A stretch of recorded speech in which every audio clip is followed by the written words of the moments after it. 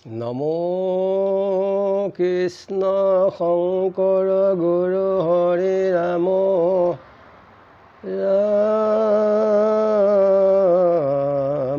হৰি ৰাম হৰি ৰাম। আসুৰী লক্ষণ পদ চতুৰ্থ ভাগ। ৰামি বাৰৱে গোটাময়ী কৰ্ম কৰিব, লোকে প্ৰশংসিবে মোক প্ৰতিষ্ঠা লভিব। এৰূপ সত কাৰ্য নষ্ট কৰে বিত, ভোগ জগতে যি ভ্ৰম চিত্ৰ। যেন সূত্ৰময় জালে মৎস্যবন্ধী হয়, মোহ ভৈলে জানা যে তাহাৰো সেই নয়। ধন হন্তে গৰ্ব বাহে, গৰ্ব হন্তে মদ,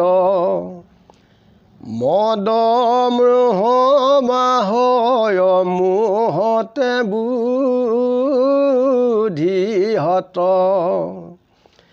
শ্ৰুতি নষ্ট হৈ তাৰ গৰ্বয় অহংকাৰী, অহংকাৰ বলে ঘোৰ নৰকত পৰে। নৰকত পাৱে বহু যাতনা নিকাৰ, এই মতে সংসাৰত নাহি পাৰাবাৰ।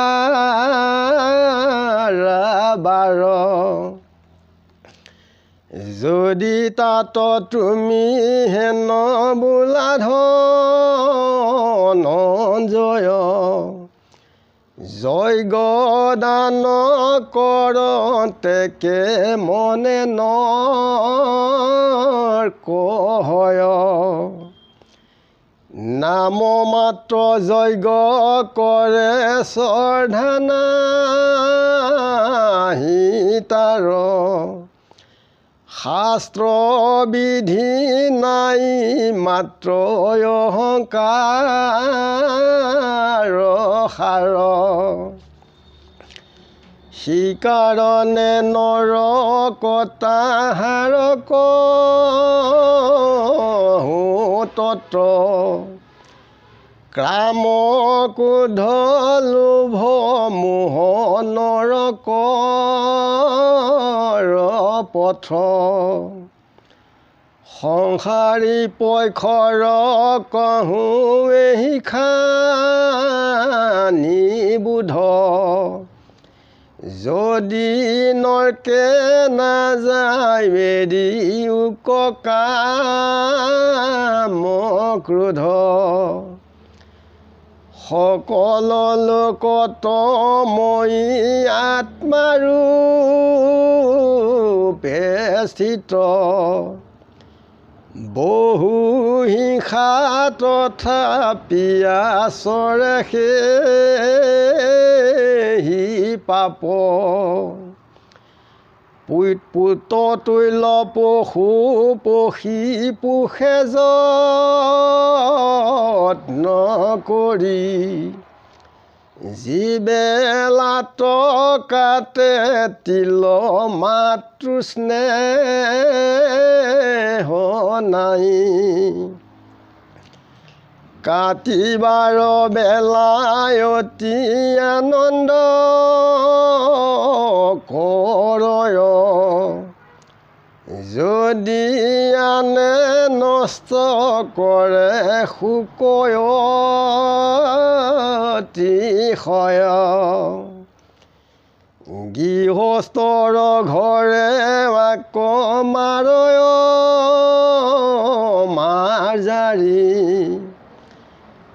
লোকে বিৰালক মাৰি বেক খেদি কৰি বিৰালে মাৰিয়া যদি আনে আন পক্ষী তেবে মহায়ানন্দ কৰয়তাক দেখি সেই মই একে জীৱ হেন জ্ঞান নাই তাক কাটি দিয়া পূজে তাৰ মাংস খাই মই আত্মা জানা কাটে কেনে মহাদুষ্ট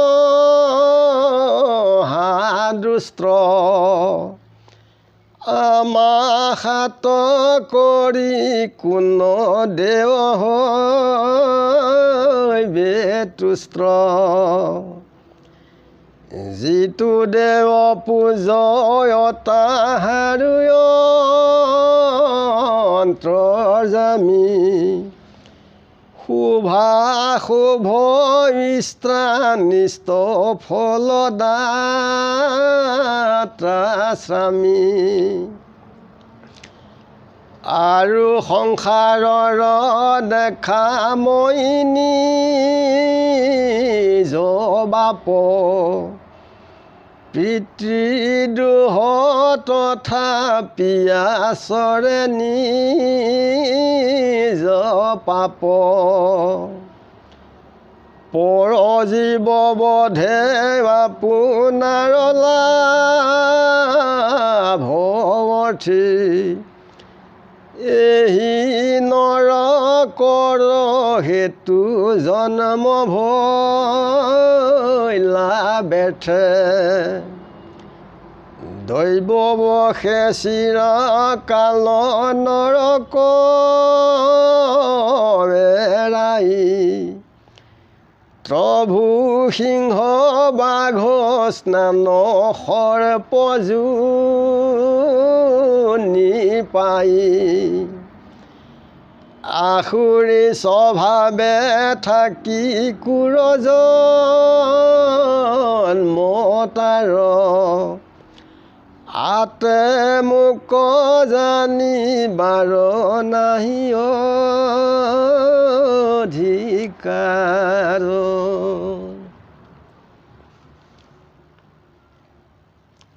কৃষ্ণই অৰ্জুনক কৈছে অৰ্থাৎ আমাৰ মনুষ্য লোকসকলে লগে কৈছে আখুৰিক যিটো স্বভাৱ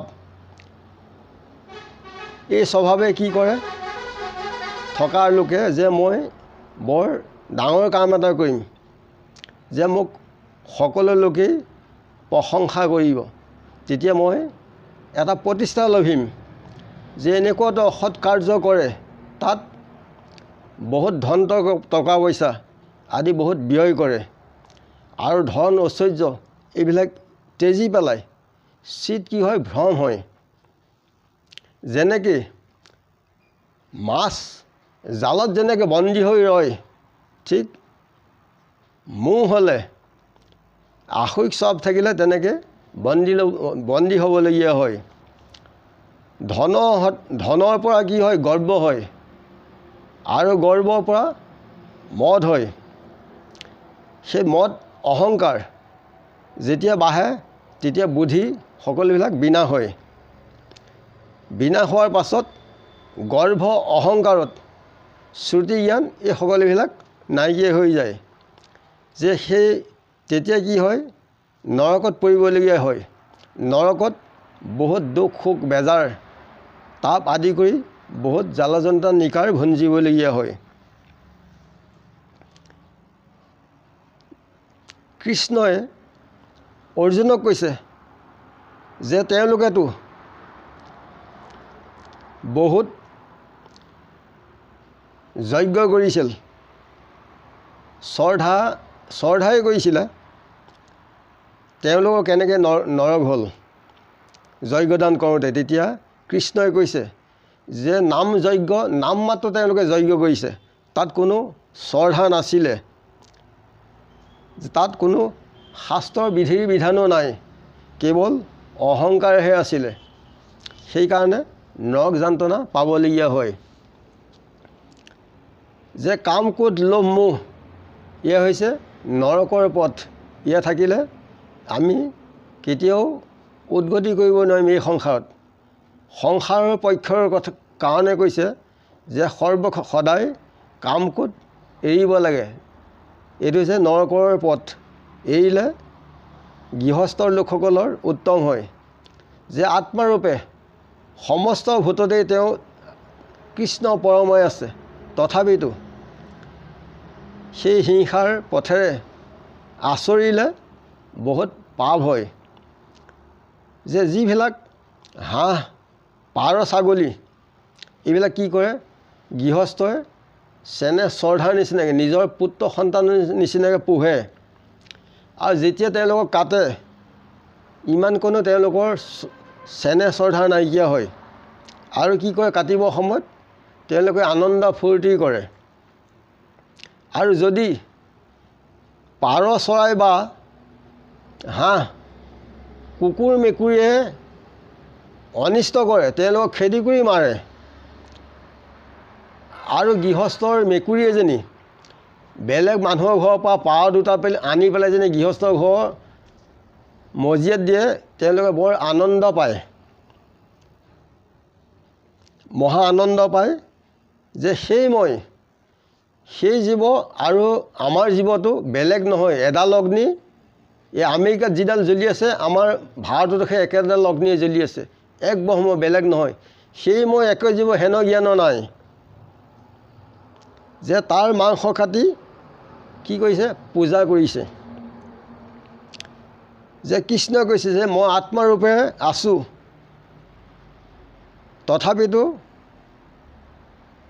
মহাদোষ আচৰণ কৰিছে। যে আন দেৱতাক পুজিলে, আন দেৱতা আনত নাই। লোভ মোহ কাম ক্ৰোধ দম্ভ দৃশ্য যিবিলাক বৃত্তি ইয়াৰ লগতেই ইয়াতেই আছে। যে তেওঁলোকক পুজিলে গৰাকী কেতিয়াও সন্তুষ্ট নহয়, আৰু তেওঁলোকেও নলয়। আৰু তেওঁলোকৰ মৃত্যু আছে অপৰ দেৱতা। যে সেই দেৱতাৰো আত্মা ঈশ্বৰ কৃষ্ণ হৈছে অন্তৰ্যামী, তেখেতেই স্থান নিষ্ঠৰ শুভাশুভৰ ফলদাতা। আৰু এই সংসাৰত কৃষ্ণ হৈছে আমাৰ চাৰিমুঠি জীৱৰ পিতৃ। পিতৃদোষ আচৰিলে ঘোৰতৰ মহাপাপ হয়। যে পৰ জীৱ বধ কৰিলে ই কেতিয়াও নিজৰ জীৱৰ কাৰণে বৰ্তমান পৰজন্মৰ কাৰণে কোনো মংগল নহয়। যিহেতু বৃথাই যান্ত্ৰণা ভোগ কৰিবলগীয়া হয়। দৈৱবশত যদি নৰক যান্ত্ৰণাও এৰাই তথাপিতো সিংহ বাঘ শিয়াল সৰ্প ইয়াত তেওঁলোকৰ জন্মৰ স্থান দিয়ে গৰাকীয়ে। যে আসুৰিক স্বভাৱেৰে সদায় কোৰ জন্মই পায়, নামে ৰাক্ষস জন্ম পায়। ৰাক্ষস কাক কৈছে, সিংহ বাঘ শিয়াল আৰু সৰ্প, এওঁলোকো হৈছে কোৰ জন্ম জাতি। সেইকাৰণে এওঁলোকে ঈশ্বৰক জানিবৰ কোনো সমৰ্থ নহয়, আৰু তেওঁলোকৰ অধিকাৰ নাই তামসিক গুণত থাকিলে। সেইকাৰণে বেদৰ যিখিনি স্ববিহিত সেই নিয়মমতে আগবাঢ়িলে নিজৰ জীৱটোৰ কাৰণে বৰ্তমান পৰজন্মৰ কাৰণে বহুত কল্যাণ হয়। আমি সবাৰ চৰণত সেৱা জনাইছোঁ। এনে মাধ্যমে আগবাঢ়িলে মংগল হয়। মোকদেশ্য কৰিয়া পূজয় কুৰমতি, কৃষ্ণ অৰ্জুনক কৈছে মই উদ্দেশ্য কৰোঁ তাক যায় অধোগতি। অতি কুৰ বাঘ সৰ্প আদি জনী যত সদা দেওঁ পৰি থাকে ইটো সংসাৰত, এই সংসাৰতে পেলাই থৈ দিয়ে। জানি আমি এনে মাধ্যমে আগবাঢ়িলে উত্তম হয়। যিটো প্ৰাণী হিংসা নকৰে প্ৰশংসা, নাচৰে দোহ সমূলি, সেয়ে মহন্ত সাধুৰ সন্মত নৰোত্তম তাকে বোলে। এনে মাধ্যমে আগবাঢ়িলে সকলো মনুষ্য জাতিৰ উপকাৰ হয়। ইমানতে কৈ সবাচৰত সেৱা জনাই এই অধমে আজি ৰাখিছোঁ। গুৰু কৃষ্ণ কৃষ্ণ মহান হৃদয়ানন্দ কৃষ্ণ কৃষ্ণ।